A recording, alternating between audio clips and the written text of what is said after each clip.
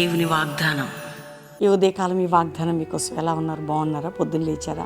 ప్రార్థన చేసుకుంటున్నారు. అద్భుతంగా దేవుడు మనకి దినం ఇస్తున్న చక్కటి మాట, రేమా వాక్కు.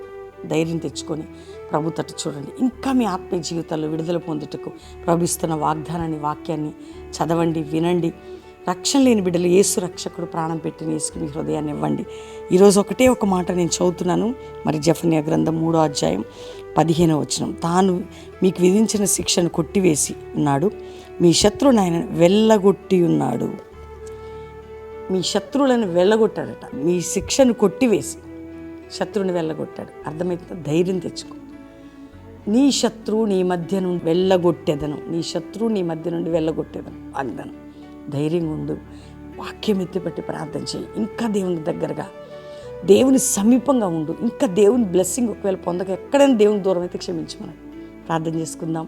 ప్రభు తట్టు చూద్దాం. ఎగ్జామ్ రాసే బిడ్డలు, కుటుంబాలు అందరూ కూడా ప్రభు మీ జీవితాల్లో కృప వెంబడి కృపను చూపుతుండగా ప్రేయర్ఫుల్గా రిసీవ్ చేసుకుందాం. ప్రార్థన. తండ్రి, ప్రతి బిడ్డను రక్షించు, రోగులు స్వస్థపరచు, వ్యాధి బాధ చింత ఉన్న వారిని విడిపించి, అప్పులు, ఆర్థిక సమస్యలు, మానసిక ఒత్తిడి, కుటుంబ పోరాటాలు, నిందలు, గాయాలు, అవమానాలు అన్నిటి నుంచి విడుదల, ఆరోగ్యాలు ఇచ్చి, యుద్ధాలు ప్రభు, గల్ఫ్ కంట్రీలో ఎంతమంది ఆయా దేశాలు మా ప్రియులు ఉన్నారో ఇతర దేశం కాపాడు, రక్షించు, శత్రువు నుంచి విడిపించు. ఆ యుద్ధాలు ఆగిపోయి సమాధాన సన్నిధి ఉండాలి. భారతదేశాన్ని రక్షించు.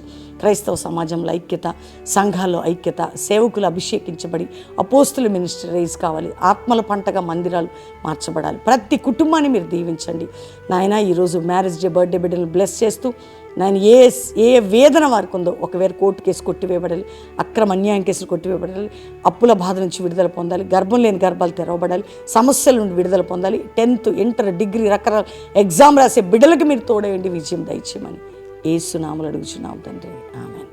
వాగ్దానం లైక్ చేసి షేర్ చేయండి, మంచి కామెంట్స్ పెట్టి దేవుని మహిమపరచండి. 6, 7, 8 మీటింగ్ జరుగుతున్నాయి కదా. ఈరోజు మరి శనివారం అండి, ఉదయం 10 నుంచి 10:30 నుంచి 1 గంట, సాయంత్రం మీటింగ్.